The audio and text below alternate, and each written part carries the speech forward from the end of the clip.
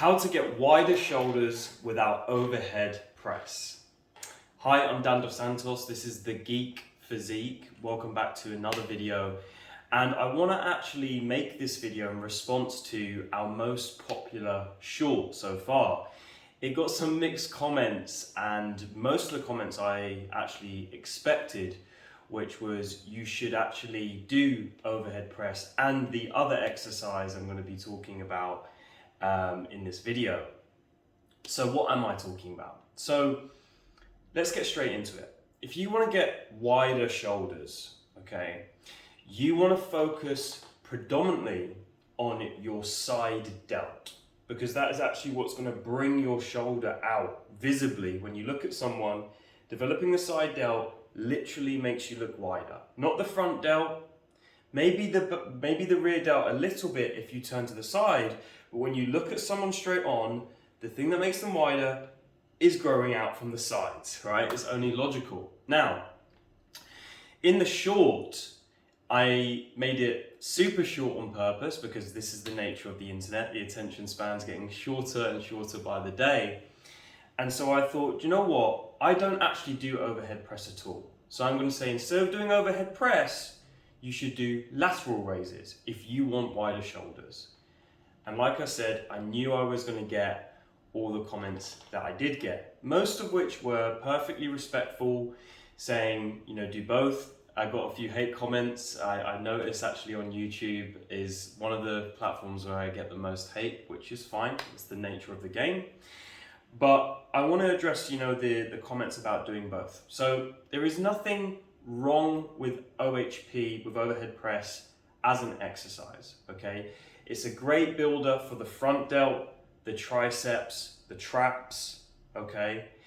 And a tiny bit of the side delt, and even a tiny bit of the rear delt, okay? But it doesn't directly work those muscles. They're synergists, they're secondary, okay? If you're using overhead press for muscle development, if you're smart about it, you're using it to build your front delts, your triceps, and your traps. And that's for most people. Maybe some of you have got really good development in your side delts from doing them. I haven't, and I don't know that many people that honestly have. There's other great YouTube channels. One that comes to mind that I love is Renaissance Periodization. I will link them in the description because I actually love their channel. They talk about this at length. Okay, so I want to talk about exercises you should do. So I've already mentioned the lateral raise. Okay, that's where you bring your arm out to the side if you don't know. Another good exercise which does agree with some people and doesn't agree with other people is the upright row. Okay, it can cause shoulder issues for some people, but it's important to keep in mind here that everybody is different. Some people demonize certain exercises, and I think it's worth trying things yourself because it might feel great for you. Like if I do upright rows with a dumbbell with a slight external rotation at the top, so instead of keeping internally rotated like this, I bring them up, because it's actually the internal rotation position that can bother some people in that exercise. When I bring them up and have a bit more of a free flow of movement, I don't feel any pain, and I feel I get an amazing pump in my lateral delt, and it's another variation to add in, okay? Another great one that you can do, which I just started doing recently, is you get a double cable pulley in front of you. You stand about 1 meter away from it. You have the cables out in front of you here, and then you pull up and out to the sides and do a Y raise right up to your sides like this. It will work your side delt and part of your rear delt as well, okay, depending on how far away you are from the machine. And it's like you do get some machines that are actually built that way. One other exercise I'm going to mention is the super ROM lateral raise, or a butterfly raise. It's got a few different names, and essentially instead of stopping here, you come all the way up to the top. You can either keep your wrists internally rotated, you can externally rotate them, you can kind of meet them in the middle, whatever feels most comfortable for you. But this is a really good exercise if you want the full range of motion of the shoulder included, which is what you get from a press, right? But you want to go in the plane of motion that favors your lateral delt rather than coming up forward, right? because when you press, you're going to probably come about a 45-degree angle, maybe a bit wider. When you do the super range of motion lateral raise, you come right out to the side and up. Okay, that may, again, with the shoulders especially, and with most exercises really, you need to find what feels comfortable for you, i.e. you don't get pain in the joint, you get a good burn and feel in the target muscle. Okay. Now, what about rep range? How frequently should you train your side delts and all of that good stuff, right? How much work should you do? Okay, so let's look at things from a weekly perspective. A really good place to start for most people is 8 to 10 total sets per week for your side delts, at least, right? If you want to start seeing any kind of growth. That can go all the way up to maybe even 20 sets or more, okay? I've never gone north of 20 sets myself, but I've seen it online and I've heard it through Renaissance periodization that it can come for some people.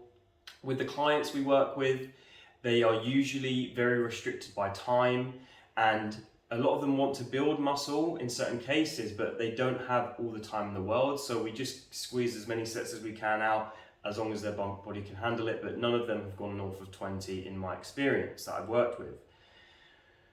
Now, how do you get yourself up to that, to increasing your sets, right? Because here's the thing, if you can do more total sets in a week, it's most likely going to contribute to more muscle growth, okay? Especially if you recover, and most of us, because it's such a small muscle, it will recover very quickly. So you can train it very frequently, at least 2 times, if not 3 to 4 times a week. I actually train my side delts 3 times a week, and that works really well for me. The more times a week you train, the more chances you have to get in volume, right? So you can see how that will increase the volume number.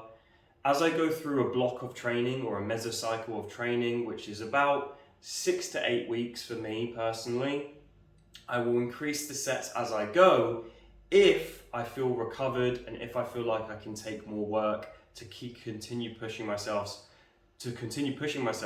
because volume is the key driver, one of the main drivers for hypertrophy to build muscle.